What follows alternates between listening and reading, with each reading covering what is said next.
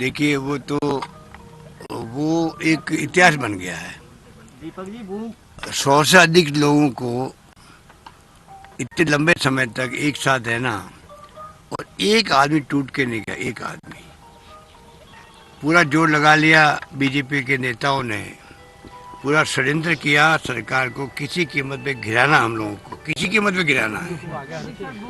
उस माहौल के अंदर अगर हमारे एमएलए एक आदमी छोड़ के नहीं गए, एक आदमी, आप कल्पना कीजिए उसके बारे में हमारे दिल में क्या स्थिति होगी, आप जान सकते हो। अशोक गहलोत ने आपके लिए या बीजेपी सरकार गिराने की कोशिश कर रही अशोक गहलोत ने काफी सारे आपको लेकर के टिप्पणी की, निकम्मा, नकारा, छुरा घोंपने वाला, ये तमाम शब्द आपके लिए यूज किए उन्होंने। देखिए, अभी क्या उनके साथ काम कर पाएंगे? उनका नेतृत्व मंजूर है अभी? ऐसा है, मैंने अपने परिवार से अपने जीवन में कुछ संस्कार हासिल किए हैं और कितना भी मैं किसी का विरोध करूं, वो कोई भी नेता हो, किसी दल का हो, मेरा कट्टर दुश्मन भी अगर हो, किसी और दल में भी हो, तब भी मैंने कभी इस प्रकार की भाषा का उपयोग नहीं किया।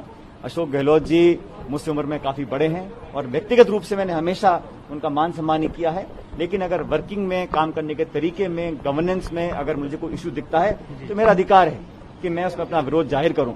लेकिन मुझे लगता है कि जिस प्रकार की टीका टिप्पणी हुई, जिन शब्दों का प्रयोग किया गया, दुख तो हर इंसान को होता है, मैं भी इंसान हूं, लेकिन उसको अब मैं समझता हूं मैं उस पर रिस्पॉन्ड करूं वो उचित नहीं है। पब्लिक डिस्कोर्स में एक संवाद और एक शालीनता और एक लक्ष्मण रेखा होनी चाहिए और मैंने अपने 20 साल के जीवन में कभी उस लक्ष्मण रेखा को पार नहीं किया, इसलिए मैं उस पर कोई टिप्पणी नहीं करना चाहता हूं। लेकिन इतना जरूर कहना चाहता हूं कि जिस प्रकार के आरोप लगाए गए, जिस प्रकार की बातें बोली गई, आज वो सब सच दुनिया के सामने आ चुका है।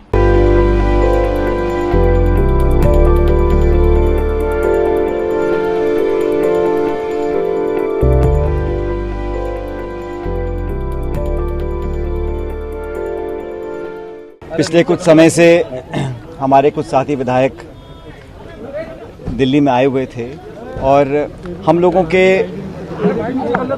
सरकार के और संगठन के कई सारे ऐसे मुद्दे थे जिसको हम रेखांकित करना चाहते थे और मैंने जो इशू उठाया था, चाहे वो देशद्रोह का मुकदमा एसओजी वाला हो या हमें काम करने का जो तरीका था उसमें जो आपत्तियां थी, उन सब के बारे में हमने बताया और मैंने शुरू से इस बात को कहा कि जो मुद्दे हैं वो सैद्धांतिक हैं और मुझे लगता था कि पार्टी के हित में उन बातों को उठाना बहुत ज़रूरी था।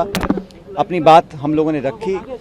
इस पूरे प्रकरण के दौरान बहुत सी बातें कही गई, चलाई गई और बहुत कुछ मुझे भी सुनने को मिला। व्यक्तिगत रूप से कुछ ऐसी बातें बोली गई जो मैं समझता हूँ मुझे भी आश्चर्य उन बातों पे हुआ, लेकिन मुझे लगा कि संयम और विनम्रता हमेशा बनाए रखनी चाहिए। राजनीति में व्यक्तिगत दुर्भावना की कोई जगह नहीं है। हम लोगों ने, सभी लोगों ने मिलकर 5 साल तक मेहनत कर राजस्थान में कांग्रेस की सरकार बनाई थी और उस सरकार में हम सब भागीदार हैं। लेकिन जब मुझे लगा कि इन बातों में जहाँ पर मुझे आपत्तियाँ थीं या जहाँ पर मुझे लगा कि अपनी बात रखना बहुत ज़रूरी है, तो कांग्रेस के समक्ष मैंने उस बात को रखा।